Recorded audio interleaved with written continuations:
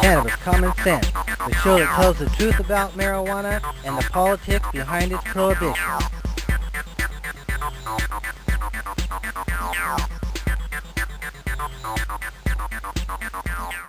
Hello and welcome to another exciting edition of Cannabis Common Sense. We have a great show for you tonight. Standing by is Mr. John Coronet, ready to play some fantastic tunes. Howdy, John. Hey, Paul, how you doing? Casper Leach is here putting on his tie right next to me, so he'll be fit for the camera. Oh, there he is. That was quick, Casper. We have a shorter hemp news broadcast for you tonight. Some very exciting news, and we'll be rolling a clip from Jorge Cervantes a little bit later about gardening for cannabis. So stay tuned as we bring on our infamous Dancing Cannabis Leaves. I feel the force.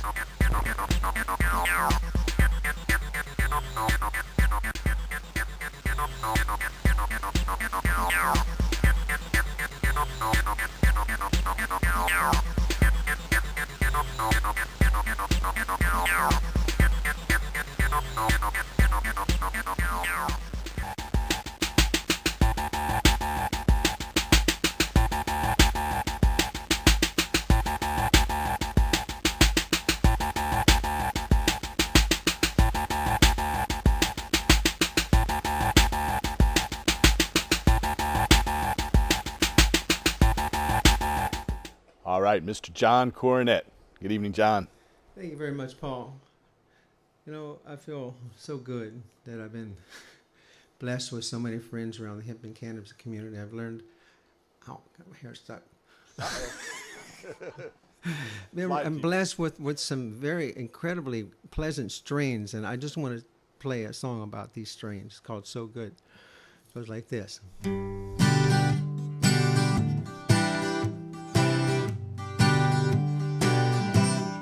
We like Trainwreck, Northern Lights. We like Shrek 2, Sour Diesel. Life is good. Life is good. Life is good for you and me. So good. So good. So good. So good. We like Let me pledge to Purple Haze. I was waiting for something. We like cheese too. Sour Diesel. Life is good. Life is good. Life is good for you and me. So good. So good. So good.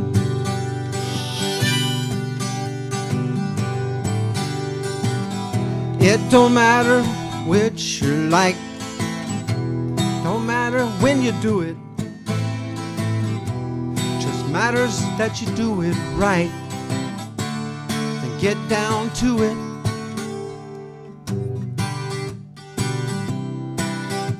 So good. So good. So good.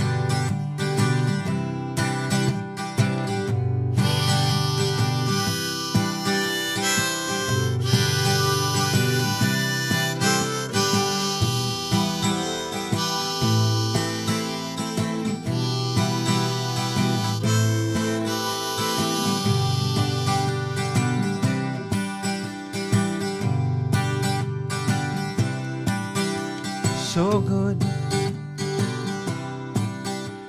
So good. So good. All right. John Cornett. Thank you, John. We have a few hemp news stories for you tonight. Our biggest story is that we've just filed 2 marijuana petitions, a revision of Oregon's Measure 80 last year, and a constitutional amendment to amend Oregon's constitution to include a right to possess and grow cannabis. So we are starting to gather signatures on those 2 petitions. Here's 2 of them right here. Today is our first day we've got to get 1,000 valid registered Oregon voters' signatures.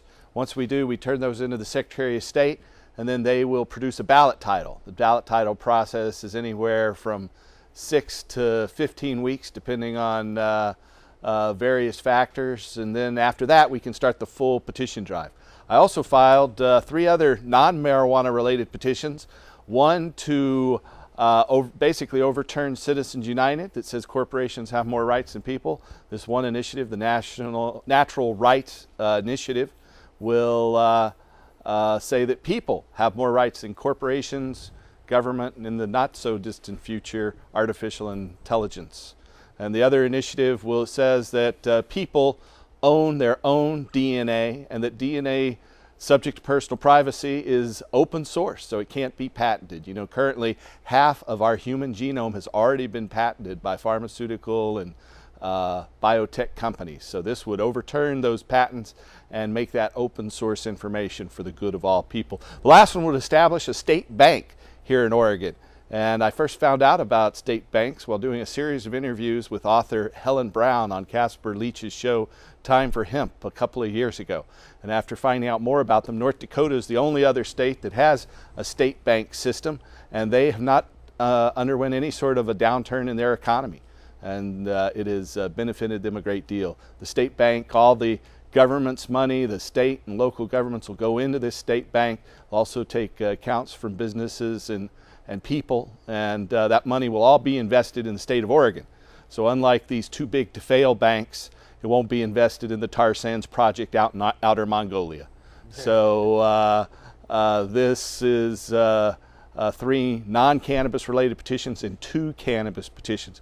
Now there's another bill in front of the House, House Bill 3371, that we support, and we're going to poll on that, on the revised Measure 80, and on the constitutional amendment, and then work with a group of activists and organizations to decide which one's the best to go forward for a vote here in the state of Oregon in November 2014.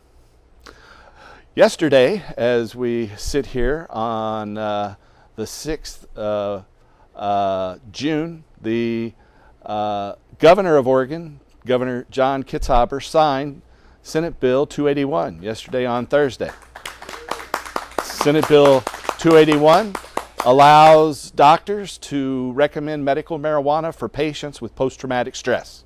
So this will help our veterans and other people who've been through extremely traumatic incidents, and so now they'll be able to get a medical marijuana permit. So that law doesn't go into effect though until January 1st. So hold on to your hat, you PTSD sufferers. I'm sorry they waited so long. But I'm happy to announce and proud of Governor John Kitzhaber for signing this bill. And we're very happy to hear he did that. Thank you, Governor Kitzhaber, here in Oregon. Our next story is out of Carson City, Nevada.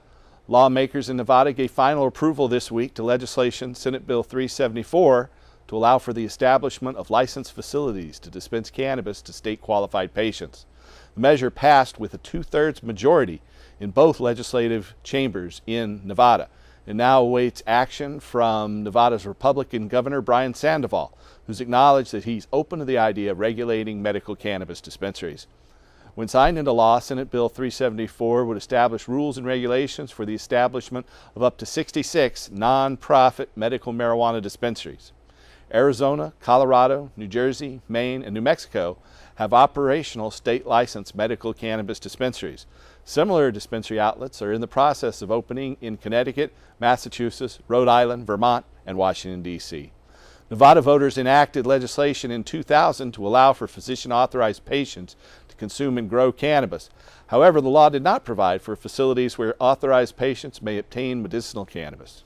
Approximately 3,800 Nevadans are presently authorized to grow or consume cannabis under the Nevada medical marijuana law. Our next story tonight is out of New York City.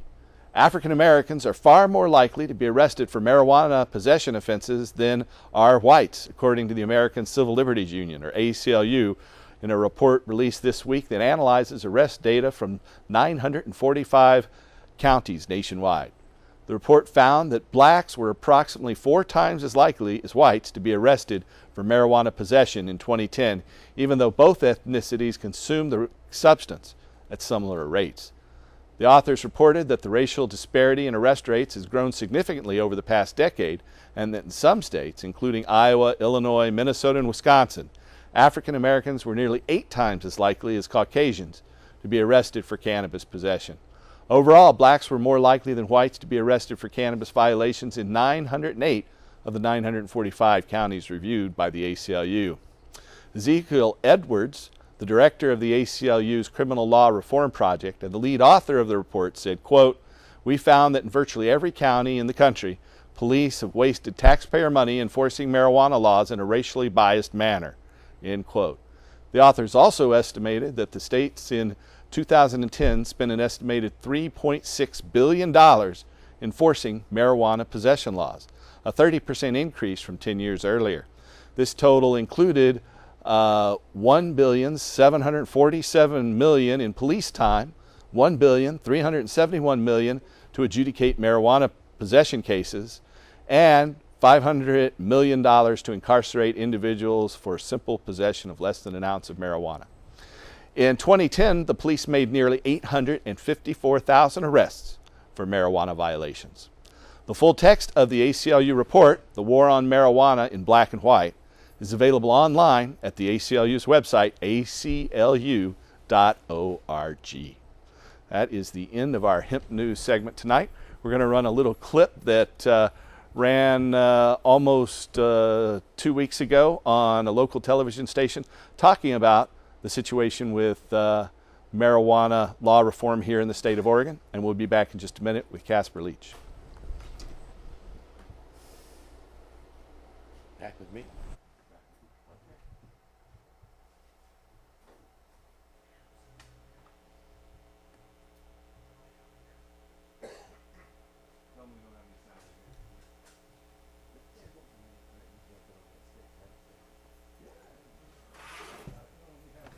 Down on there for. Oh, we had audio problems there. I hate it when that happens. Welcome to the show, Casper. Thank you. I would have Thank you. been here earlier, but I was on the phone to Homeland Security. Oh. Well, I had forgotten, one, what time to be at the studio. So they had to look up that phone conversation you and I had this afternoon and play it back for me. So they were able to help you. And I forgot who's on the show next week, and they checked my Yahoo emails. And I can promote the show. Yeah. Short-term memory loss, no problem. Exactly. Homeland Security's got you covered. They are great. Our government working for us. You know, we are taking phone calls tonight. If you're watching on June 7th, you can call us at 503-288-4442, and we have a caller standing by. Welcome to the show, caller. Hello, caller. Hello, caller. Are you hi, caller? Guess not. Well, okay. I hear that Barry, the guy Barry to Michelle, was at a meeting with these leaders from the other Americas here recently. The Organization of American States. And they wanted to talk about, in their countries, how ending prohibition would be a good thing. He wouldn't even discuss it. He ran from it. He's trying to keep it, like, in a box someplace. What's up with that? I think he's afraid that, you know, more news about the Chum Gang will be out there, and that back during Barack Obama's high school years, they had a little club there at Punahou High School, which is very exclusive, hard to get into high school in Honolulu, and they were the Chum Gangers. Of course, this was back, we're about the same age, back in the late 70s, so there's a lot. I think he's just afraid to be outed. Perhaps that's it. Well, maybe we should name a strand after him. That might help. I wouldn't jar his doubt that memory. there already is one. The Obama strand. Okay. Smoke it and you lie to everybody. And you forget. All right. Well, we have a caller. We're going to try this again. Welcome to the show, caller. Hello, caller. Well, hello, caller. That's great. It must be the sound in the studio or something. Must be. Something like that. Another thing that I think is really groovy is that state after state after state is coming around to ending prohibition. I see where even Indiana might be. Your home state. Can you believe those hillbillies back there might actually start They growing? might start coming around. A cash crop and making some money to get your kids out of public school. They'll and quit into importing it private across the Ohio River from Kentucky. Those Kentucky farmers will have a hard time if the Indiana people start growing it themselves, right? They are, and there are still people who are afraid of marijuana and the term hemp, and they still won't embrace it, though it's being presented to them as an alternative. Like governors are saying no, and senators are saying, but then you ask them, well, then how are you underwriting the cost of your libraries, and how are you paying for your streets being paved? And they just kind of look at you like you're stupid. So, Well, you know what I tell people who are afraid of cannabis? Don't fear the reefer. It's not kind of a takeoff on an old rock and roll song there. well, I've had people over the years who won't talk to me, who old friends won't take my calls, relatives who won't publicly acknowledge me because I say the word marijuana out loud. And so I'm hoping that those days are soon behind us. I think they will be. We're seeing an enormous change. We've seen a poll here in Oregon that says now 63% of Oregonians are ready to regulate and tax marijuana, and 83% of Oregonians believe that marijuana legalization is inevitable. So I think that means it's inevitable, right? And the other 6% are still rolling a joint and thinking about it.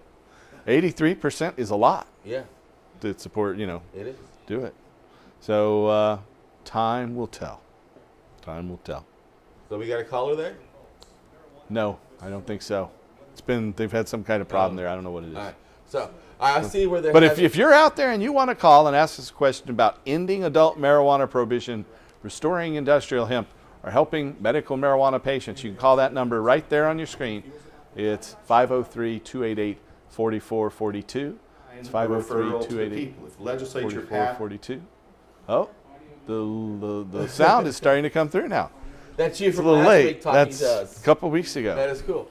Now, Maybe we'll run that a little later. I see where up in Washington they are starting to do arrests, and they've sent letters to dispensaries telling them that they need to shut down. And the DEA is serious. They're going to come in there. They've come in and arrested a number of people. We had a story a few weeks ago down in San Diego about the mayor of San Diego urging jurors to acquit these medical marijuana dispensary owners who are being charged in federal court. Right. The mayor of San Diego is actually pushing for jury nullification, that Nice. the jurors should overturn the law Well, what's in going on up in the privacy Washington? of the jury room. You know a lot of people up there. What's going on up there? Well, there's a lot of talk about branding cannabis. A fellow Microsoft guy came out named Shively, working with John Davis in a big dispensary up there. They say they're going to, and they had the former president of Mexico, Vicente Fox, together with them, saying they're going to legalize marijuana and make $100 billion, is what they said. Nice. Now, the state of Washington's Liquor Control Board, they're the ones in charge of regulating marijuana now that they've legalized it through a vote in the state of Washington. This fellow, Mark Kleinman, who's been hired as an advisor for the Liquor Control Board, questioned the sanity of this fellow Shively, saying, doesn't he know about federal conspiracy laws? But Shively retorted that, well, if it's a conspiracy, then the whole state of Washington are the co-conspirators because they voted it in. So we'll see. But he said it's a new gold rush for these brands to be created and start marking cannabis legally. And like Peter Chris says on my show, well, according to Fellow from Law Enforcement Against Prohibition. Right. And according to Homeland Security, Peter says this frequently, prohibition is something that is a luxury item that we can really no longer afford. And we need to start utilizing, as you said, different brands that are going to be made, like a Marlboro brand to sell to the public, to generate taxes, and to help get this country back on its feet economically and stimulating jobs and creating a green industry that is going to sustain itself over the next 2,000 years. Amen to that. I'm also in love with 3D printing. And the fact that you can use hemp seed oil to make 3D products from these new 3D hemp printers. Paper. Right? And hemp paper and hemp cloth. So this 3D printing revelation that's happening right now is coming at a time when they're bringing hemp back as a cash crop. And I'm thinking one's going to feed the other, because ultimately these 3D printers are going to be making almost everything. and affordable enough. Don't to have to go to in the your store. home. You'll just be able to print the That's thing right. you need. That's right. So we are going to run this video clip now. So we'll be back in just a moment, right after a couple minutes video. It's going to start moving now. On what his role in this cannabis commission that you talk about. Yeah. I want to ask you something else. You know, of course it passed in Washington and Colorado. It's now legal. Marijuana is in those states. What did you learn from those elections? The laws up there were drafted and had a lot of financial backing in advance, and we've learned to bring in some of these outside groups that didn't support us in the last election, and they're behind us this time. We've, in fact, they're partially funded the poll that we just did that showed 63% of Oregon likely Did you voters. commission that poll? Who did? You guys did? Yeah, we did, along with the Drug Policy Alliance. Okay, there's obvious concern from legislators and the public, as you well know, about what the federal government will eventually do to Washington or Colorado, states that legalized marijuana in the last election. In fact, we have a question from Representative Wally Hicks on that particular issue. Listen to this. How the federal government is going to approach Oregon's law and Oregon's posture if his ballot measures do get passed. I think any marijuana policy, legislation, or ballot measure needs to first consider the federal government's posture towards marijuana and be crafted around that. The federal government is very difficult to predict right now in terms of how they're going to go with marijuana. You know, they're nervous about that in Colorado and Washington as well. When Certainly. will the Fed step in? If they step in, I think they probably will at some point. Aren't you concerned about that at all? Well, certainly. You know, our initiative was specifically drafted to deal with the federal supremacy issue. The laws in Washington and Colorado were not. The federal government hasn't done anything in the 6 months since that election, though. In fact, several former heads of the Drug Enforcement Administration said 3 months ago if they didn't move within a month, it would be too late. Well, it's been 6 months since the election, and the state governments in Washington and Colorado have done a lot to move forward in regulating and taxing the sale of marijuana. It's already legal for over 5 months for people to possess it, and in Colorado they can legally grow their own now. You think every day, every week that goes by, the folks in Washington, Colorado go, we may just make this? Well, I think so. I also think that you know, when the Democratic Party gets behind marijuana legalization, just as FDR built a huge coalition when he ended alcohol prohibition, the Democratic Party has the opportunity to build another huge coalition when they get behind marijuana legalization.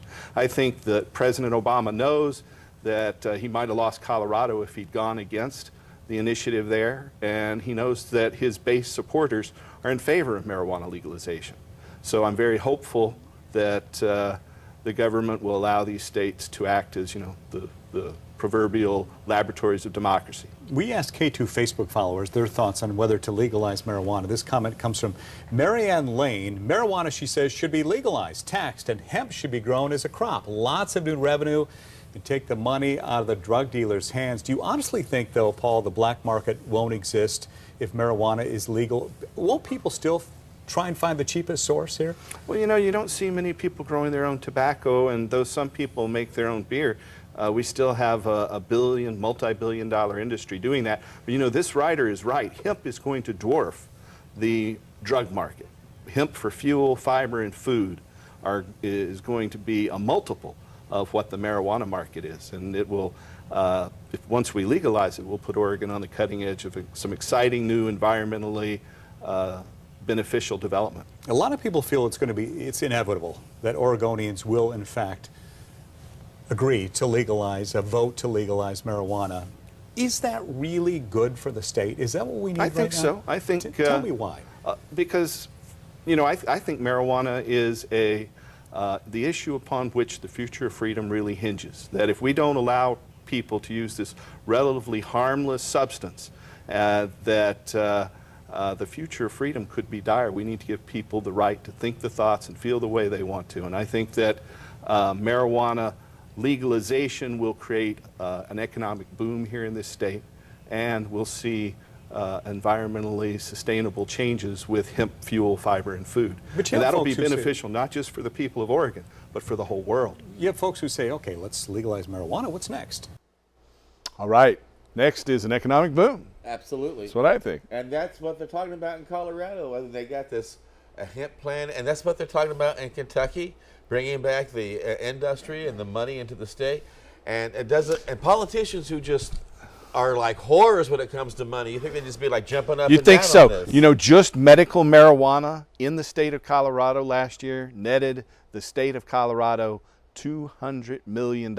Exactly. Just in the state of Colorado alone, they came out this week and said that medical marijuana dispensaries paid $200 million in taxes last year. In one state, and now that they've opened that And that's for market medical up to use. in the recreational use now, and ultimately the products made from the hemp plant, that state's going to be making $1 billion about every 6 or 8 months. That's right. That's right.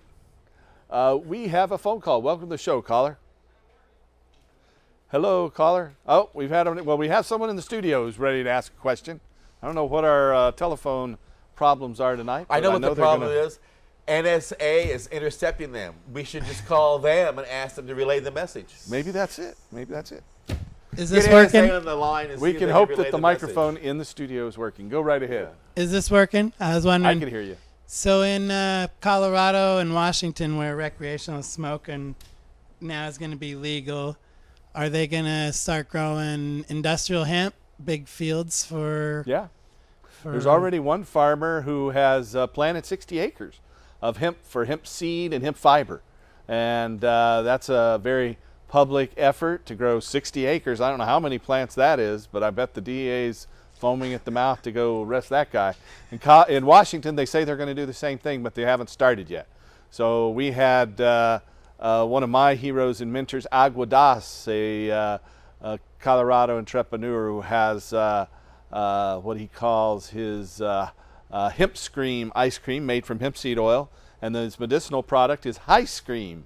So he's got hemp scream and High Scream, but he also is a pioneer in the hemp industry, and he says he's moving forward to cultivate industrial hemp. But one thing, there's a couple of things that has to be concerned. One, according to the federal government, isn't it like if you have like 100 plants, you can get life, and if you got like 500 plants, they can put you to death? They can't put you to death. There's no death penalty in the United States just for marijuana. Now you go to Malaysia, and if you have more than 250 grams, you can be put to death. And they put people to death there But- almost every week in Malaysia. For 500 plants is a lifetime in jail. It all depends on the number of prior arrests you have.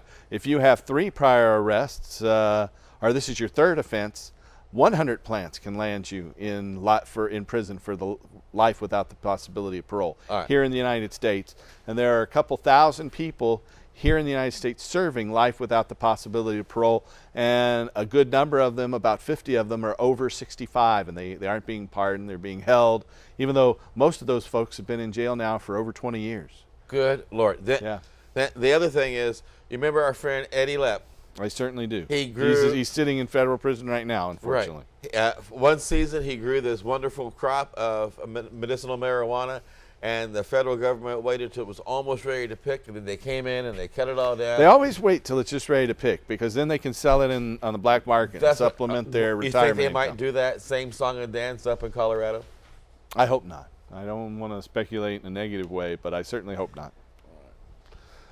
You know, I want to remind our viewers out there that we put on this big festival in the 2nd week of September. It is the Hempstock Festival out at Kelly Point Park. Thank you very much. You can find out more about the Hempstock Festival at hempstock.org. Hello. It takes a lot of, when you want them to say hello, they don't, and when you're not wanting them to, they say, but I want to say real quick, we'll take your call there, caller. We're going to have a volunteer potluck, yes, a potluck, at Kelly Point Park on the last Sunday of the month. This month, that is Sunday, June 30th. We meet at high noon at our potluck and discuss volunteering for the Hemp Stock Festival. So if you want to get involved in that, come down on the last Sunday of June, July, or August as we prepare for the Portland Hemp Stock Festival, which is coming up on the 7th and 8th of September. You go to that, I went last year, and it's a lot like going to London. It is, isn't it? With that fog. Yeah. Like this one spot of Portland, there's just like this big cloud of fog. Yeah. And it's there for like 3 days. Magic fog. And then it's gone. I know. It's wild. I saw on Google Earth, they showed us from Google Earth, from outer space, and it was very foggy. Yeah. Okay, now let's see if there's a phone caller out there. Is there a phone caller? Hi, Paul. Hi, Casper. Hey. Howdy. Cool. Hey, it's working. Just want to mention on Comcast, you need to move the graphics up because no one can read your phone number. But I was wondering, where can I be one of your first 1,000 petition signers? You can come to our office at 2712 Northeast Sandy Boulevard, Monday through Friday, 9 to 5, or you can come to our clinic at THCF Medical Clinics at 105 Southeast 18th Avenue, and you can go there Monday through Saturday. They'll be there tomorrow, Saturday. So fellow here on camera one can get your signatures. Download it and print it out like last Not yet. year? Not yet. We're not. These are the prospective petitions. We need to get 1,000 valid registered Oregon voter signatures. So they got to find you. We just got approved today. No, but they got to find you. No, they can come to our office, or they can't print it out on the internet, though. It's just we're hoping we'll finish the 1,000 signatures by this time next week. We're going to have it in head shops or something like that? Once they're for a regular circulation, we will. I'll calm down. But I appreciate your call there, sir. Yeah, thank you guys for everything you're doing. I'll get off the line so someone else can call in. Thank you. Bye. Thank you. In fact, since you mentioned that, I think Casper and I are going to be some of the first people to sign. Now, this first one is the Oregon Cannabis Amendment, and it's short and sweet, so I can read this on the air. It says, except for actions that endanger minors or public safety, neither the criminal offenses and sanctions nor the laws of civil forfeiture of this state shall apply to the private, personal use, possession, or production of cannabis and any products produced therefrom by adults 21 years of age or older. Nice. The state may enact laws and regulations consistent with this amendment to reasonably define, limit, and regulate the use, possession, production, sale, or taxation of cannabis under state law. Did you say cannabis out Cannabis! Oh my God. Cannabis! Your friends So are here going we to go. disown you. I'm going to sign it right here on the air. It's June 7th. I won't be able to sign this again for 2 years, but I'm going to go ahead and do it. So, Now, can I sign it like a dozen times? Like they no, vote you can only in sign Chicago? once. You can only sign this once if you're violating the law and you're hurting us. All right. If you Sign it don't just once. if you sign it more than once, All right. because if they find out, your signatures will be That's just how they do it in Chicago. You vote 4 or 5 times in every election. And after you're dead, you can vote there. Yeah, right? exactly. I understand that. It's a great place to stay registered. Okay, we'll just do the signature part right now. Here. All right. I'll sign this while you look at that groovy show and tell you've got going there. Okay, let's go. We'll start on this. Can we get let's take another caller. Hey, I don't think our cameras are quite ready for show and tell, but we'll take another caller. Welcome to the show, caller. Hello, caller. Hello, is that me? That's you. Yeah. Howdy there, Paul. I had met you last summer in Michigan. All right. Are you calling from Michigan today? I'm sorry? Are you calling from Michigan tonight? I am. I'm calling from right around Traverse City, Michigan, the northwest part. Ah. But, my question tonight is, I had found out that the Southfield office had closed, and I'm just wondering, I could not get any answers from the THCF clinic in Oregon. We are in the process of opening back up in Michigan. We had a problem with a couple of our doctors there, and first of all, the building flooded that we were in and molded, and then we moved out of that. Then we had doctor problems, but we're in the process and should be seeing patients in Michigan again in about a month. Okay, that was one question. Another one I had, the doctor that certified us through you last year, Dr. Wesley, I believe it was. Somebody had called from her office, or they're starting up a new clinic, and evidently they have got our names and everything and wanted us to come down to their clinic. Must have been Dr. Wesley. I'm not sure, though. Yes. The guy's name was Medical Mike. He said that he knew all about you guys and everything, and that you approved of it. So I didn't know what was going on there. I didn't really know want to about start that. anything, but I don't really want to try to go with them guys if that was a shady deal. Yeah, I can't speak to that situation, unfortunately. Okay. Yeah, I just would like to, find out, and I don't really think I want to deal with these people again. So, but yeah, I would kind of like to see you guys open up another clinic here, because We there's will. a lot I of promise you. patients ready to be recertified. Thank you, sir. Okay, thank you, Paul. All right, thanks for calling. Have a good night. You too. Yep, bye. So are you popping up clinics all over the United States? Is that what you're doing? As quickly as we can. There's financial constraints, of course, but Not in the marijuana movement. It's just made money. Well, that's a myth. One of those urban myths out there. What can I say? So I think we're ready for our show and tell segment, though. Groovy. Here we go.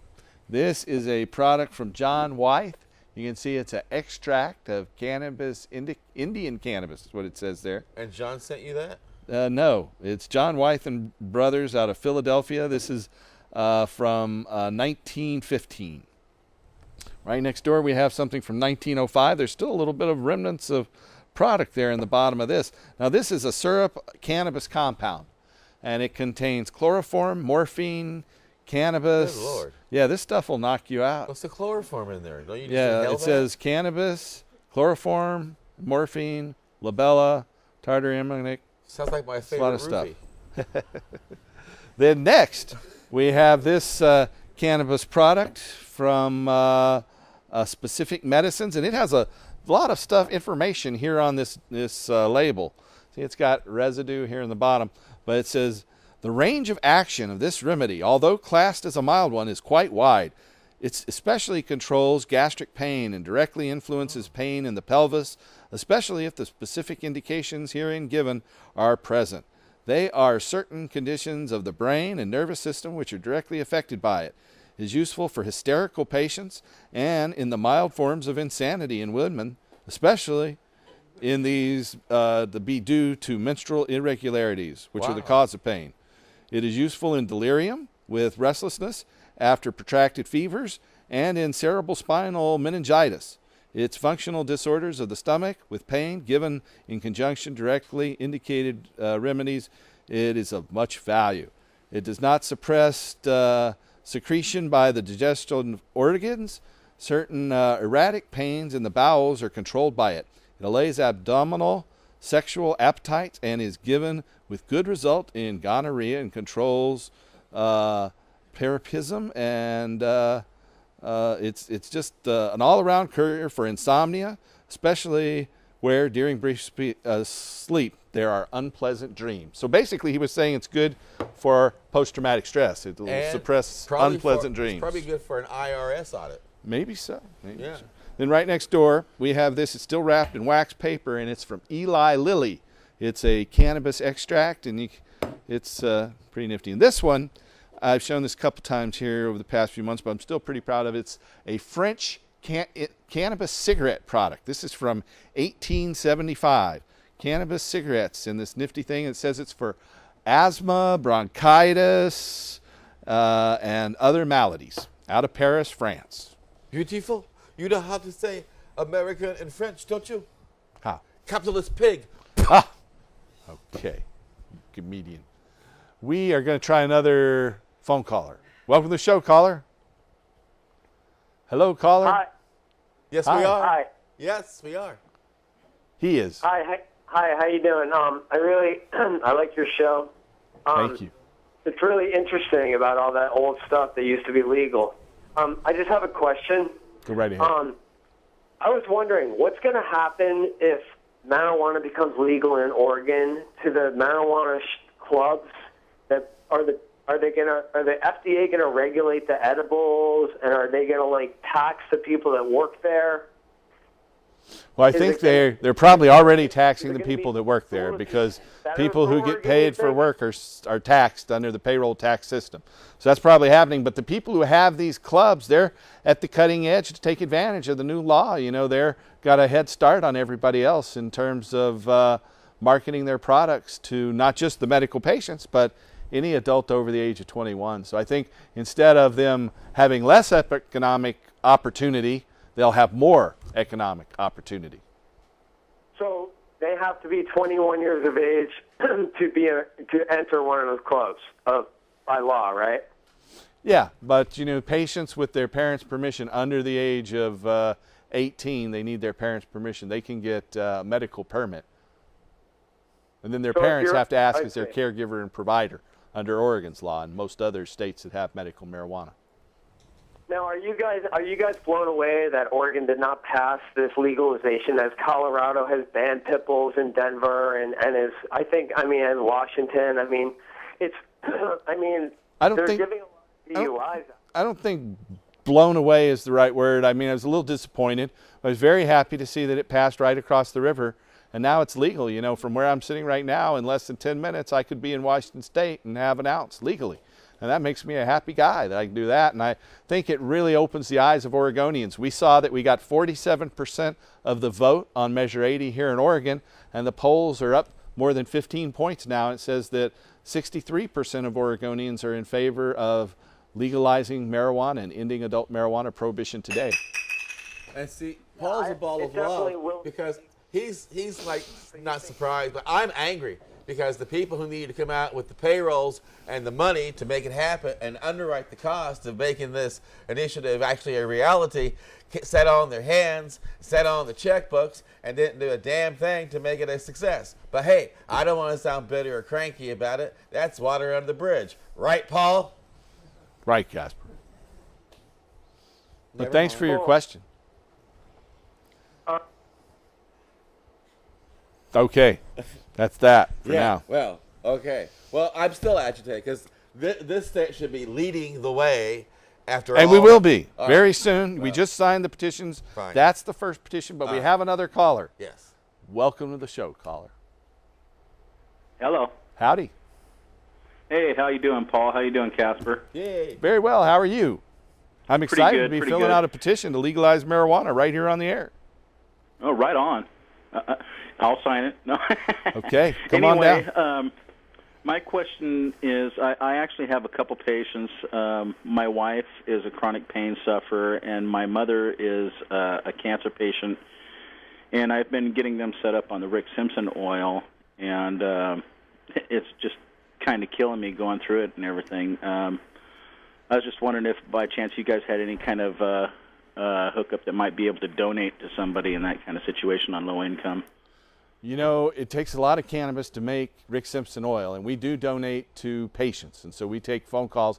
If you have someone who, especially if they're undergoing chemotherapy or cancer bouts, give us a call at our office. The number to call is 503-235-4606. That's 503-235-4606.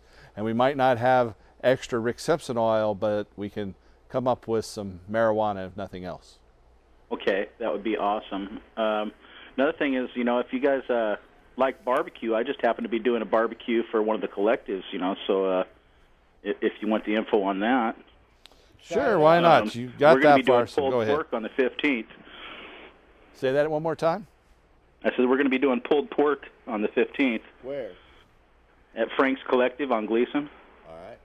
All right. Well, thank you for that word, and we wish you the best in that. And we hope you bring a lot of happy people more medication to their world so they don't have to be considered convicts while they're trying to take care of their medical needs. So thank you. Thanks for your phone call. We have a little film clip with Jorge Cervantes that we're going to be running in just a moment here. This is Jorge Cervantes is a world-renowned cannabis cultivation expert. He's written a number of books called Marijuana Horticulture, the Grower's Bible to cultivate cannabis. And so I recommend that you check out Jorge's book. I learned a lot from it back in the 80s when the first edition was out. And Jorge is from here in Portland, and he spent the years of the second Bush administrations in Spain and helped educate a lot of people over there about cultivating cannabis. Is that ready to roll? All right, enjoy this clip.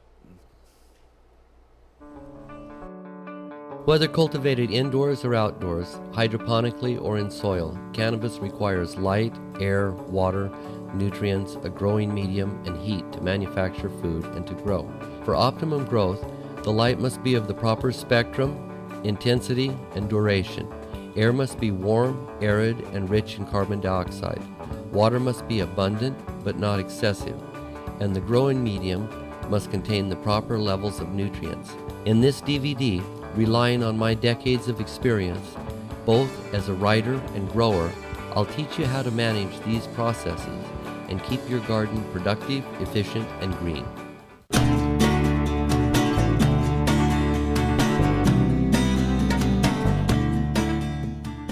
In nature, cannabis is an annual plant, completing its life cycle in 1 year.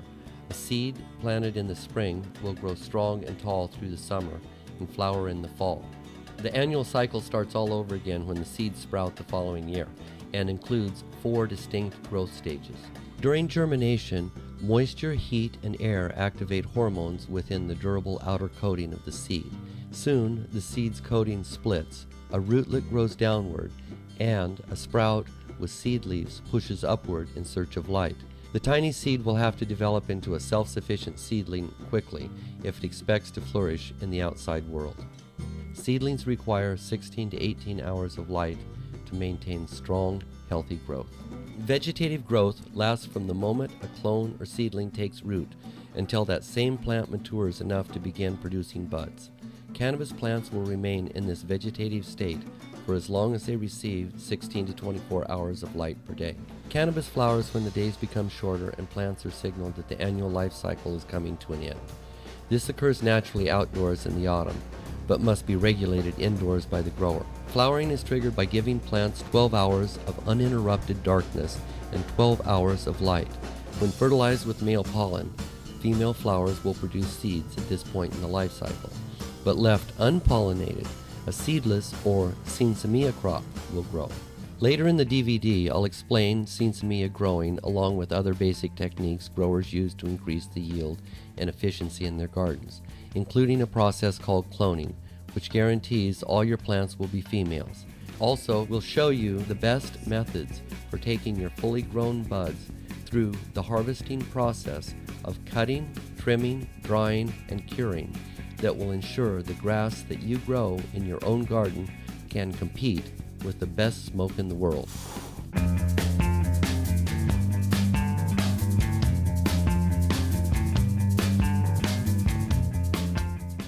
Invest a day of your time, a little bit of money, and you can grow buds just like this.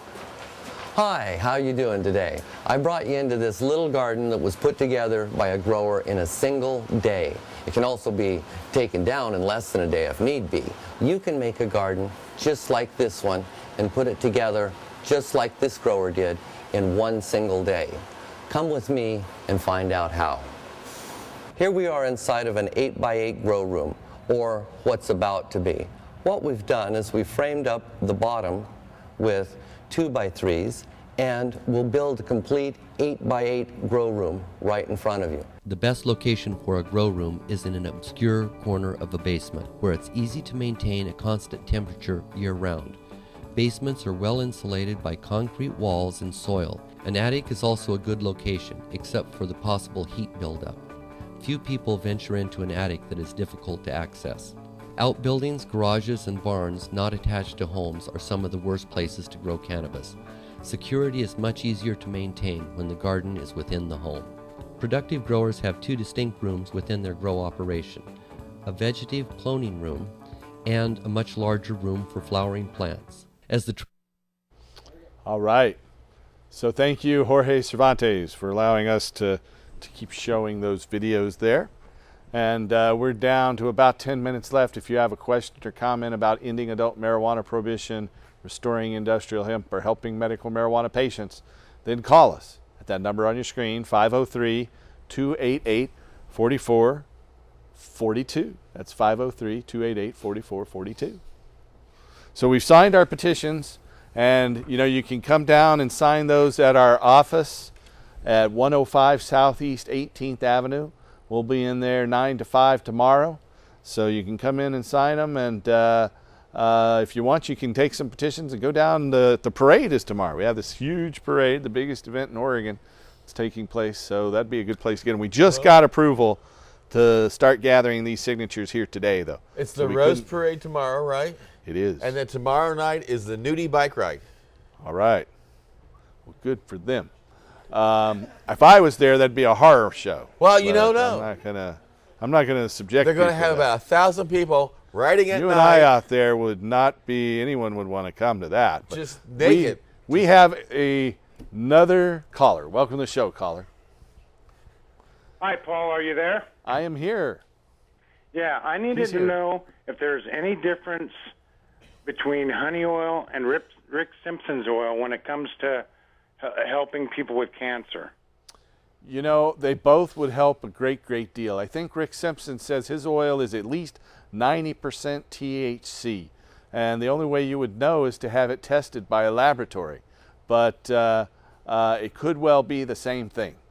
I'm not 100% certain either. But I do know that Rick Simpson oil is 100% extract of good flowers. And I'm not sure about honey oil, but it could be the same thing. Yeah, the honey oil I'm real familiar with. And according to the YouTube videos, if you follow, certain procedures or books, that it's supposed to be 99% pure extract. All right. And I could actually donate quite a bit of that to your clinic for people that need it for cancer. Well, we'd be happy to do it. That caller a while ago sounds like they needed just that. So come on down. We're there 9 to 5, Monday through Saturday. And we'd be happy to help. I'm a patient, so I guess I'll talk to Dave down there. That sounds good. Thank you. Okay. Now, Thank you so much. Explain to me, why don't you just call it hemp oil? Why is it like the Rick Simpson oil? Why don't you call it the like honey oil? Or the Paul Stanford oil? Or the... No, we don't want to call it the Paul Stanford. But, I mean, isn't it all the same thing? Isn't it all made the same way? No, I think there are differences, but I think, right now, it's really not 100% certain what the differences are because it isn't an open market. You can't go out there and get it lab tested and everything. So when we legalize it, then we'll know for sure. All right. Till then, only your hairdresser knows for sure. So it's kind of like that. It's kind of like with the medibles. We don't know if there's rat droppings in them or not because there's nothing watching over it, right? I guess so. We need a taxed industry, stuff. right? Well, at least a legal and regulated one. We have another caller, though. Welcome to the show, caller. Hello? Howdy. Hi, I just wanted to tell Casper that there's a strain called Obama Kush. Oh, all right. Obama Cool. Kush. And does it make you lie and then forget you did it? No, I don't think so. Oh, all right. We got to make one called Barry Obama. It has to be a berry strain, though. Did you say? All right, that would be You good. mean like berry, like the fruit, or like? No, berry like the fruit. Exactly. All right. Not anything else. Okay. I don't want to bury the guy. Hope he has a long life. All right. Want to remind our viewers again that if you're interested in helping out at the Hempstock Festival, the Hempstock Festival is coming up on September 7th and 8th. You can come to Kelly Point Park on the last Sunday of each of the next 3 months, including Sunday, June 30th, and participate. And I know we've only got a minute, but in between, Eric Holder, in between your chats up there on the Hill, when you're doing all your testifying, you might want to come out and speak, right? Yeah, we've got an open mic for, any of those administration folks. Anybody from the DEA, they can come out and speak at the Portland event, right? I don't know. I don't really want the DEA out there myself. No? That's the one group. No, I don't want them. Now they'll probably be there anyway, but I don't want them there. Oh, all right. There's the one. I've got this thing against the DEA. I think you just put a D on the end of that. And well, they haven't said anything yet. And that's why I want that agency to be either at the Hempstock or at Seattle Hemp Fest. They can finally address the marijuana movement and say, "You're right. We're idiots. We surrender." I'd accept that. And there are a number of former DEA officials that believe that it's been a waste of their time and the government resources, and of course we're in agreement with that. Yeah. So you want to give a little plug for your radio show, Casper? AmericanFreedomRadio.com every Monday through Friday from 10 to 11 a.m. Pacific Standard, 1 to 2 p.m. Eastern Standard Time. You can tune in and take Time for Hemp. You can also find us on iTunes. Type Time for Hemp into the search engine and locate it. If you go to timeforhemp.com, you'll find all kinds of great free video and audio downloads, and we think it rocks if you hit the donate button. So please remember, the next time you hear me, you'll know that it's Time for Hemp. And I'm probably pretty high. You are. I know. Yeah. Most of the time. Yeah. That's the way it works. But we are happy to say you can watch this show every Friday night right here on cable access, live on Ustream. And if you or a loved one need help locating a doctor who can help you get a medical marijuana permit, then give us a call at 503, well, how about that number? 800-723-0188. You can call us from anywhere in the country at 1-800-723-0188.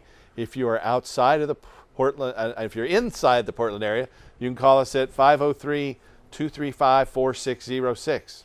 That's 503-235-4606. If you're interested in getting involved in the petition campaign to end adult marijuana prohibition and restore industrial hemp, then call that number as well, 503-235-4606, or come by our office at 2712 Northeast Sandy Boulevard, 10 to 5, Monday through Friday. And you can pick up our, sign our petitions, and we'll have these prospective petitions. We've got to get 1,000 registered Oregon voter signatures within, to start the whole process. So we'll hope you'll do that and give us a hand. So we are going to go over and end the show with another great song by Mr. John Cornette. I want to thank you all for watching. Tune in next week and help us restore hemp. Ha!